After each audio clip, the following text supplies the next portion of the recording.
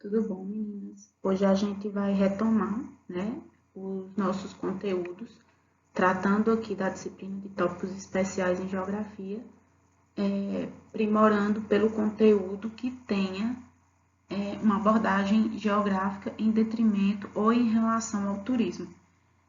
Às vezes a gente acha que ser turista, né, ou turistar, ou ter o lazer com o turismo não é algo que seja estudado, né, que seja abordado. Então, essa é uma das coisas que a gente vai desmistificar hoje aqui. Né? O turismo ele é extremamente plausível de ser estudado, inclusive na geografia, nos cursos, nas graduações, licenciaturas e bacharelados. Há uma disciplina específica, né? Turismo, que é justamente onde a gente estuda essa abordagem geográfica de uma forma mais apurada, tá certo? Vamos lá. Então, a nossa meta hoje aqui é fazer com que essa nova maneira que a gente venha a enxergar, né, em relação ao turismo, possa ser abordado nos estudos desse turismo na geografia. Né? Então, uma nova maneira da gente abordar a questão do turismo na geografia. Como objetivos, a gente tem que entender como a gente pode abordar nesse turismo nos nossos estudos, identificar e diferenciar a geografia do turismo da abordagem geográfica do turismo e caracterizar a abordagem geográfica do turismo. Vamos lá. Então, para a gente introduzir aqui o nosso conteúdo, né, a gente tem o turismo como um fenômeno socioeconômico, certo? E para além de ser um fenômeno socioeconômico, né, porque ele pega todas as faixas etárias e pega também todas as camadas sociais, do mais pobre ao mais rico, né? Ele também é abordado por diversos ramos do conhecimento. Então, não só a geografia, né? A administração, a economia, enfim, muitas áreas estudam acerca desse fenômeno, certo? Então, acredita-se que a gama de abordagens existentes seja devido a essas múltiplas dimensões que o turismo ele representa e apresenta, né? Que é a abordagem espacial, temporal, simbólica, social, psicológica, econômica e administrativa. Para a gente dar só um exemplo dessa abordagem do turismo psicológica, quando, por exemplo, você faz uma viagem para visitar um parente, né, que está distante. Então, isso tem a ver com laços afetivos, né? E a gente, por muitas das vezes, ou desde muito tempo, a gente não para pensar que isso é um tipo de abordagem do turismo dentro de uma espacialização geográfica, né? Dentro de um conceito de abordagem espacial, né? Então, a geografia como ciência, ela pode contribuir para essa compreensão desse fenômeno, né? Bastando justificar o porquê do turismo se constituir um campo de estudo para a disciplina e delimitar como a gente deve abordar ele enquanto geógrafo, né? Então, nessa definição própria da disciplina, a gente encontra as justificativas e as diretrizes também para que esse estudo do turismo enquanto fenômeno social, temporal e espacial, ele possa ser definido, delimitado e compreendido. Né? Então, os geógrafos, ao abordarem o turismo, eles encontram essas inúmeras dificuldades, né? Em suas pesquisas. Acredita-se que a principal dessas dificuldades, né, ou dentre elas, advém da escolha da definição de turismo, né, e de turista, escolhida para que o fenômeno seja abordado. Haja visto que se tenta delimitar, né, um conceito, uma definição para turismo e para turista, e aí a gente ainda tem problemas em relação a isso, porque vários organismos internacionais, mesmo a gente tendo a OMT, que é a Organização Mundial do Turismo, eles definem de formas diferenciadas, inclusive dentro de um próprio país, né? Realidades sociais distintas em relação ao que a gente vai ter entre os estados também nos dá essa realidade diferenciada de interpretação, de definição, certo? Vamos lá. Continuando aí. Então, a partir desse pensamento que a gente acabou de dizer, né, esses muitos pesquisadores, eles utilizam as definições ditas como oficiais, né, que foram criadas principalmente com finalidades estatísticas, ou seja, saber a quantidade de turistas que está saindo do seu estado de origem, né, do seu país, para aqueles que vão chegar em uma outra realidade. Então, em geral, tem-se esse cenário de entender o turismo com finalidades estatísticas, as quais vários obstáculos são postos na verdadeira compreensão do turismo. Como a gente viu no início, podem ter realidades muito distintas para a concepção do que seria o turismo em relação se é um turismo que vai se apresentar social, econômico, psicológico, simbólico, etc. Tá certo? Vamos lá. Então, a partir dessa compreensão aí, a gente pode demonstrar, né, que os limites de algumas dessas definições oficiais e como essas mesmas podem dificultar a pesquisa do fenômeno, né, do fenômeno do turismo a partir de um aspecto e de um espectro socioeconômico. Assim, a gente pode propor uma nova maneira de se abordar também esse fenômeno, né? Por se tratar de um fenômeno que é considerado complexo, haja vista que não há uma definição própria para ele, né? Onde as estatísticas são majoritariamente inexatas, né? Ou seja, tudo que é colocado estatisticamente em relação ao turismo é aproximado, ou seja, não existe uma definição exata, né? Então, a definição do turismo se torna complexa, né, e difícil de ser delineada. Então, a gente vai tentar aqui, né, propor essa definição geográfica do turismo, sendo essa ainda sistêmica, onde o estudo das práticas seria uma chave para a compreensão desse fenômeno. Vamos lá. Então, como é que a gente pode enxergar e questionar as abordagens atuais, né? Uma outra grande dificuldade que aparece quando se estuda as abordagens do turismo, né, ou as abordagens geográficas do turismo, é em relação a um preconceito pré-existente, né, em relação ao que é turismo ou ao que é turista, né. Sempre se dá aos turistas uma imagem negativa, né, abordando isso como fenômeno social, mas que o turista em si, ao realizar o turismo, ele é acusado de ser o responsável pela destruição do meio ambiente, ou onde esse teria sido extremamente prejudicial para aquele tipo de ecossistema, né? Ou para uma determinada população. Então, o turista, ele acaba sendo um agente direto e responsável por vários males e torna-se mal visto, né? E inúmeros pesquisadores se negam até a se colocar como turistas, né? A partir desse pressuposto de que o turista ele causa males àquele ambiente onde ele está inserido. Então, na história em si do turismo, esse fato ele sempre pode ser muito bem ilustrado quando a gente vê que muitos adeptos, né, dessa categoria relacionam o turismo à desapreciação ou a acabar de alguma forma com aquele ambiente, aquele indivíduo que é visto como o indivíduo que não é daquele lugar e que veio com dinheiro, né, só para poder depreciar aquele ambiente. Um antropólogo conhecido como Jean Didier, ele diz que as nossas sociedades elas possuem um olhar negativo, né, em relação ao turista, onde ninguém deseja ser classificado como tal. É tanto que você, ao viajar, você deseja ser daquele espaço, né? E tomar uma categoria nova de espaço e de se inserir num novo espaço. E não de ser considerado como turista daquele lugar. Porque há de se ter, na visão daquele que é turista, uma imagem ainda muito depreciativa de que ele só quer captar algo daquele ambiente.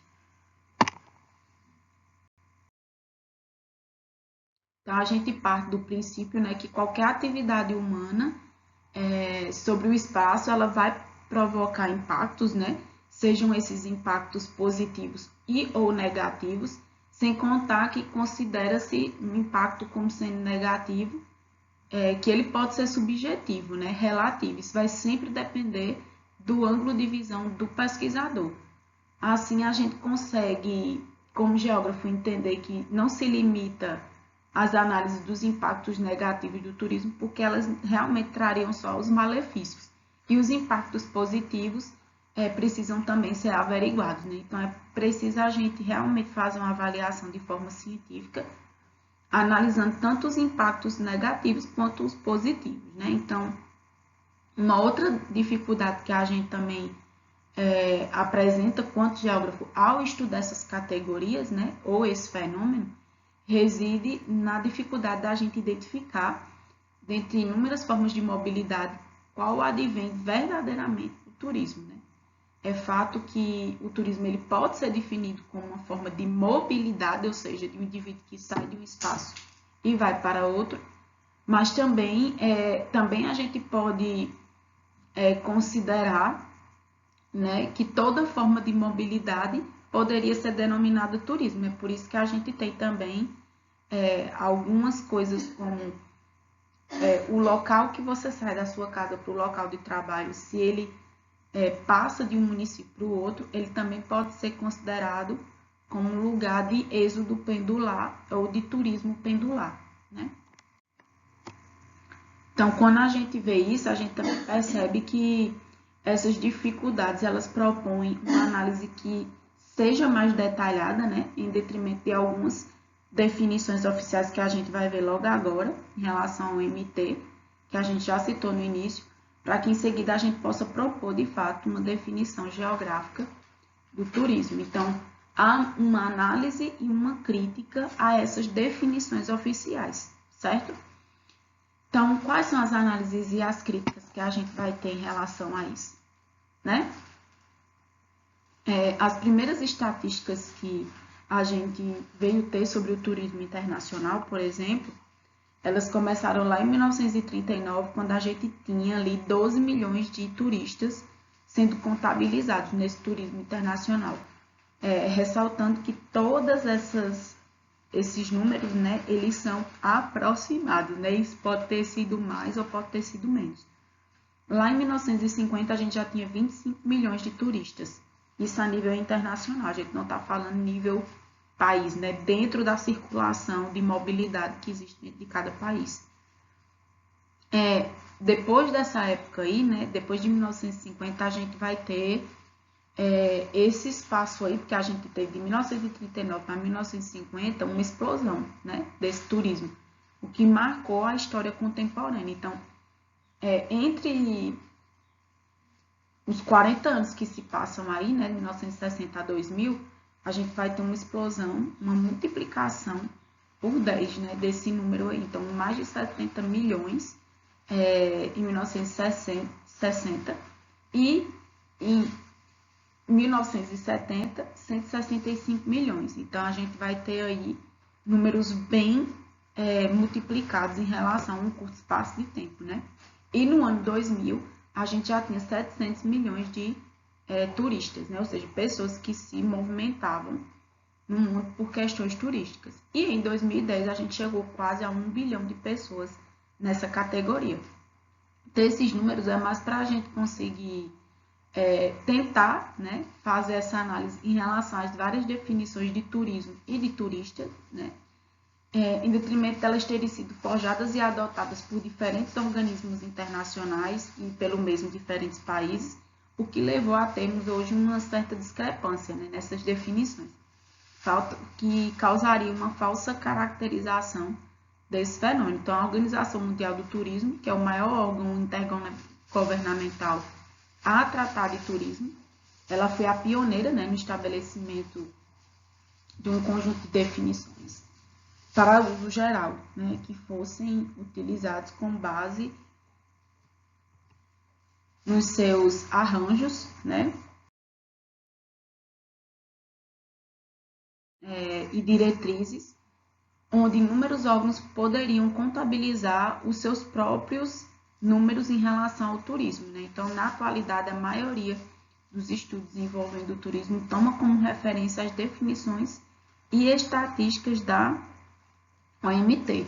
E o que é a OMT tem, né, como definição desse novo arranjo aí, né? Então, a Organização Mundial de Turismo aconselha que todos os países eles elaborem suas estatísticas baseando-se nos seus princípios, né?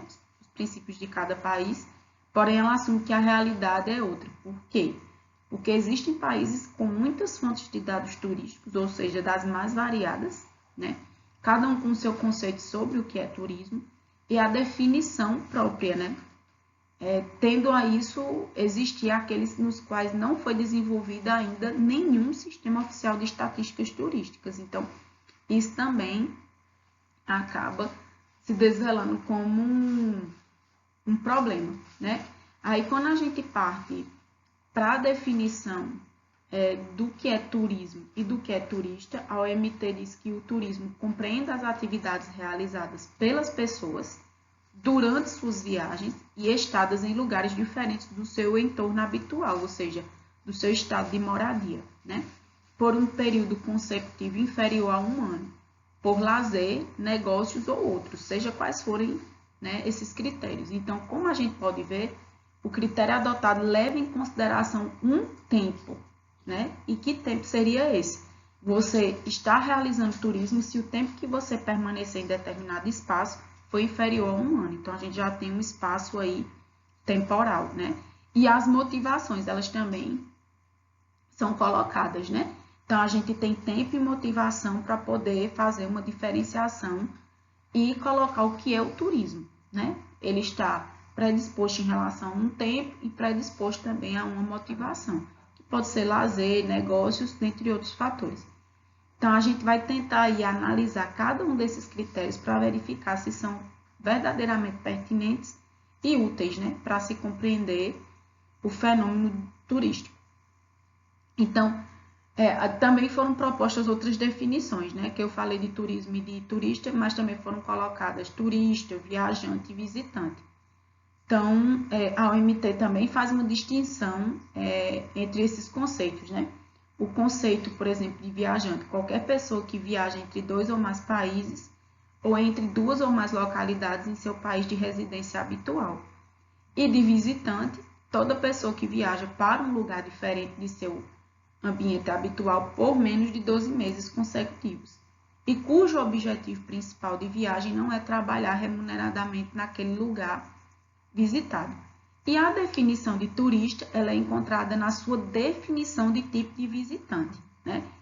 Para efeito das estatísticas em relação ao turismo e de conformidade com os tipos de turista, né, os visitantes podem ser classificados como visitantes internacionais, né, toda pessoa que viaja por um período não superior a 12 meses, né, como a gente citou no início, para um país diferente daquele em que ele reside, né, fora do seu entorno habitual e cujo motivo principal não seja exercer uma atividade remunerada, né? Então, a gente falou de quê? Há pouco de tempo e de motivação. E aí, os visitantes internacionais, eles podem ser turistas, né? Que são visitantes que permanecem uma noite, pelo menos, em um meio de alojamento coletivo, né? Vamos colocar assim, ou privado, no país visitado. Ou excursionistas, né? O visitante que não pernoita num alojamento coletivo ou privado. Para a definição de visitantes internos, utilizou-se da mesma definição de visitantes internacionais, porém, nesse caso, o visitante ele se desloca dentro do próprio país. Então, a gente tem diversos tipos de definição que podem ser, obviamente, inseridas, acopladas e modificadas para a realidade de cada país, de cada estado, de cada nação, né? Quanto à classificação do motivo principal da visita dos turistas, a OMT propõe 6 grupos, né? Para o turismo receptor, emissor e interno, que são aqueles que recebem, aqueles que emitem são os que enviam e aquele turismo que é dentro da própria localidade, né? Você está dentro do seu estado e vai fazer uma viagem ali para algum município próximo, né? Então, lazer, recreação e férias, né? Visitas a parentes e amigos, negócios e motivos profissionais, tratamentos de saúde, religião, peregrinações e outros motivos, né? Então, a gente para e pensa assim, seria o tempo um critério pertinente de definição que a gente viu há pouco, que o tempo ele é contabilizado, e sempre em relação ao quê? 12 meses, né? Então, será que o tempo ele realmente ele pode ser considerado um objeto pertinente, né, para essa análise? Então, como a gente viu há pouco, né, a gente tem uma classificação a partir da Organização Mundial do Turismo que distingue as diversas categorias, né, de viajantes, e essas categorias se subdividem em turistas ou excursionistas, né, dependendo sempre desse tempo de estadia. Então, o primeiro critério que a gente utiliza para distinguir o turismo das outras formas de mobilidade, que essas formas de mobilidade, como a gente já falou, estão concernentes ao tempo de moradia, leva a 3 categorias, né, que a gente considera muito grosseiras, né, excursionistas, turistas e outros, que são aqueles que passam mais de um ano em determinado lugar, né? E se for menos de um ano e tiver alguma atividade remuneratória, muda também essa classificação, né? Porque já deixa de ser um indivíduo viajante. Então, critica-se esses limites dados para se definir um turista porque eles são muito largos, né? Se levarmos em consideração que um visto de turismo mais longo é de 90 dias, por exemplo, né? Você vai viajar para um outro país e você só pode passar no máximo 3 meses lá, né? Como turista. Se você passar para além desse tempo, você precisa de um outro tipo de visto, né? Como estudante, como alguma outra coisa. E que na nossa sociedade a duração máxima das férias são de aproximadamente 30 dias. Então, se a OMT está colocando que a gente tem um período de aí até 12 meses, então isso deixa de ser um turismo de fato, dentre essas regras que a gente acabou de falar, porque ninguém consegue passar mais do que 90 dias num país, né? Ou seja, num turismo internacional, porque aí você estaria com seu visto cortado, né, após esses 90 dias, e ninguém tira mais do que 30 dias de férias, né? Então também tem esse aspecto aí. Então, se a gente leva em conta isso que a gente acabou de colocar como definição desse limite máximo, um tempo que a gente nunca vai ter, né? Vai ser um tempo disponível para fazer turismo de 12 meses, né?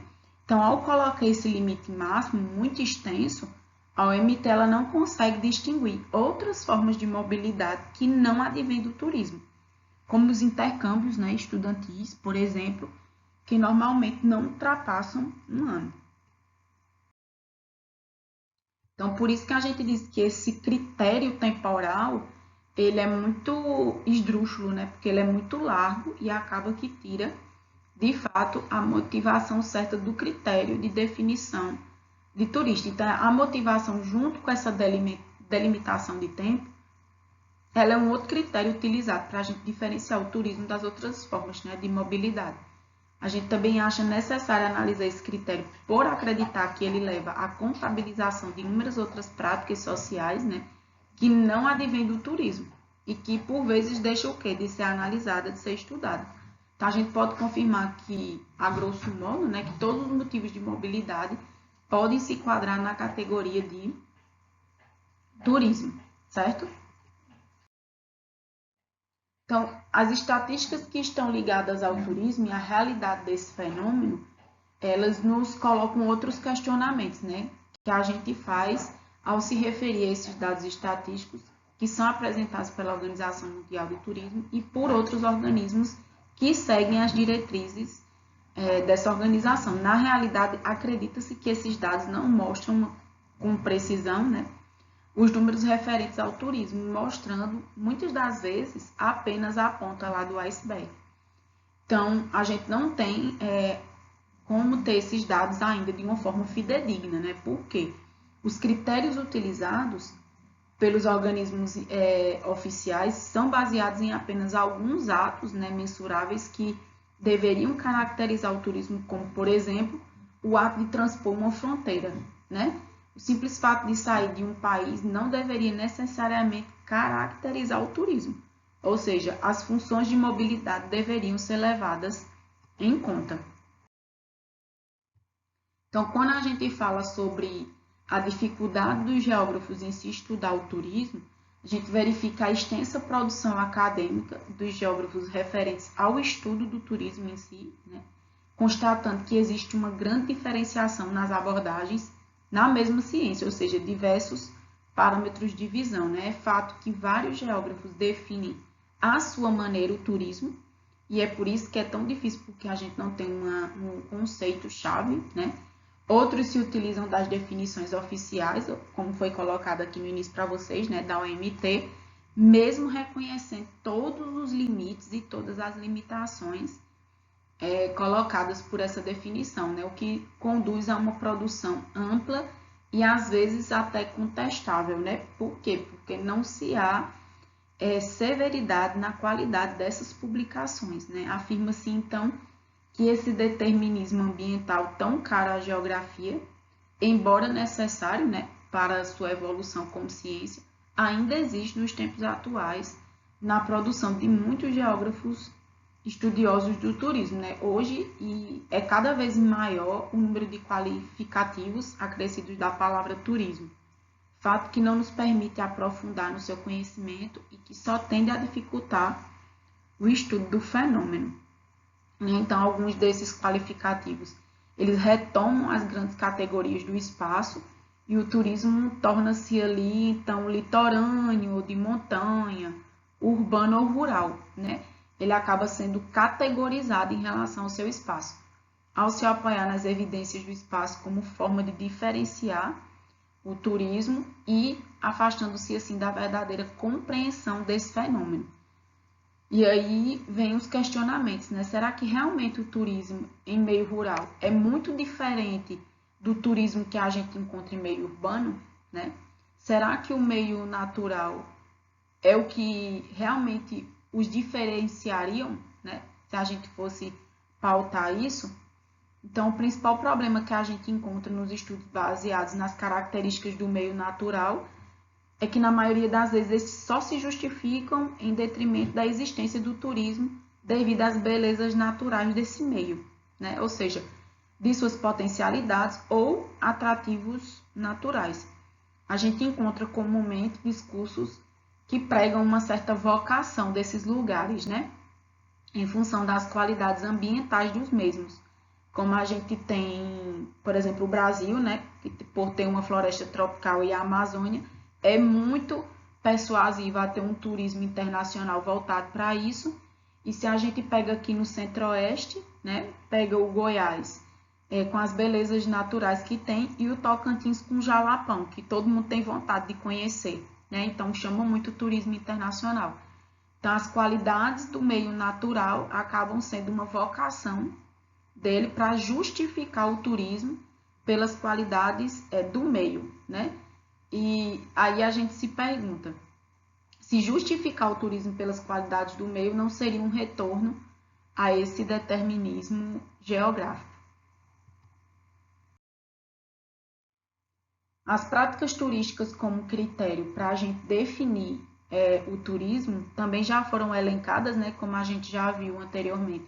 Muitas definições e abordagens do turismo são insuficientes para a gente definir de maneira precisa o que seria ou o que é o turismo. Então, propõe-se que, ao invés de nos atermos às motivações para se definir o turismo, que a gente possa se aprofundar nas práticas dos turistas, né, que são os indivíduos em si, assim como na maneira particular que estes se relacionam com o tempo e com o espaço, né? Devendo, em primeiro lugar, considerar o turista como elemento central da análise, né? Da nossa análise.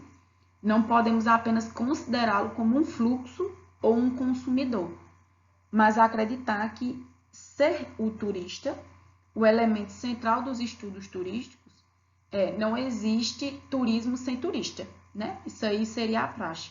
E apenas a sua presença permite a gente definir aquilo que vem a ser um espaço turístico.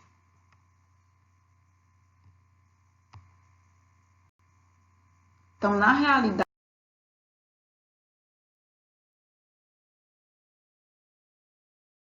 existem vários tipos de mobilidade, né? Como o turismo, o lazer, os negócios, as migrações também, né?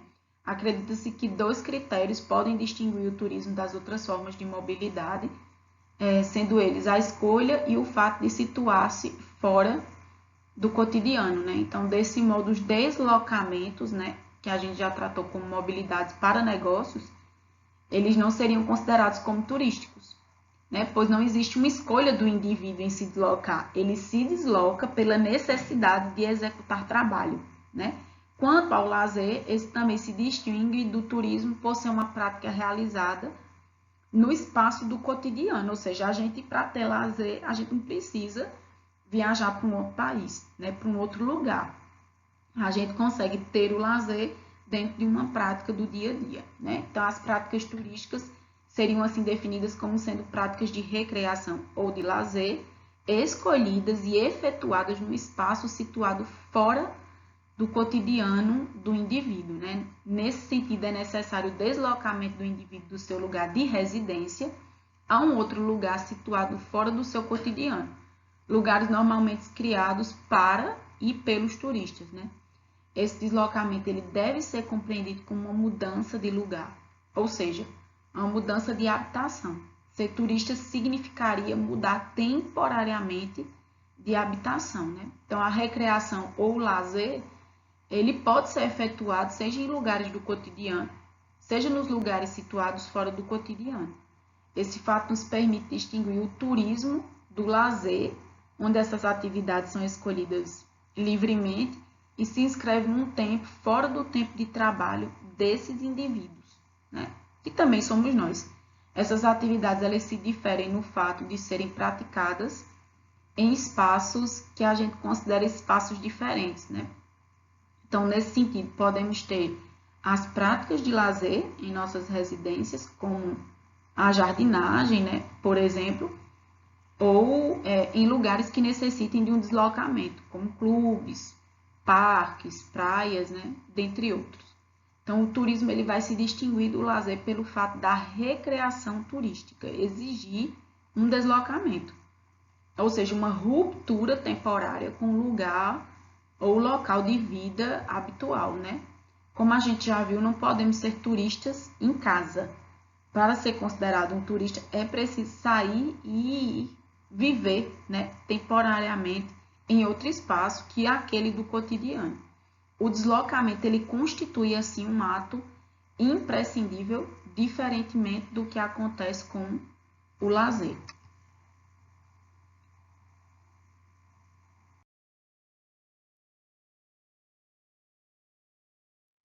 Então, para a gente fechar aqui, arrematar as ideias, né? A gente compreendeu que tudo aquilo que foi exposto aqui deve abordar o turismo pelo que fazem os turistas, ou seja, o deslocamento, né, para a recreação. Acredita-se também que esta seja uma abordagem que se aproxima mais da realidade estudada, né, porque as definições oficiais podem, às vezes, não mostrar as verdadeiras características do turismo. A gente sabe também que o turismo não se restringe apenas às práticas turísticas, outros elementos estão envolvidos, né, como os espaços turísticos, os turistas que os praticam, né, o setor comercial necessário à realização do deslocamento e da estadia dos turistas, entre outros. Então, é um conjunto de elementos na sociedade que reúne também os valores da mesma num dado momento.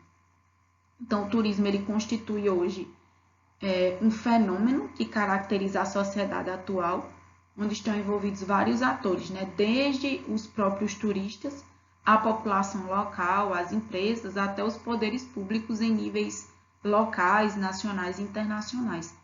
Esses atores, eles agem sobre o espaço em função de seus objetivos pessoais, né? Econômicos ou políticos, como os objetivos de cada um desses atores normalmente são diferentes, né? Por serem antagônicos, é comum a gente ter conflitos nos espaços turísticos, né? O que dificulta profundamente o desenvolvimento dessa atividade. Uma boa maneira da gente abordar o turismo seria estudá-lo enquanto sistema, né? Onde o turismo seria definido como propõem dois autores, né? O Kinafor e o Stock, que eles dizem que o turismo deveria ser definido ou estudado como um sistema, como sendo, né, um sistema de atores, de práticas e de espaços que participam da recreação desses indivíduos, pelo deslocamento que poderia ser considerado temporário, fora dos locais de vida do cotidiano. Então, a gente encerra aqui a nossa aula e até o nosso próximo momento 5.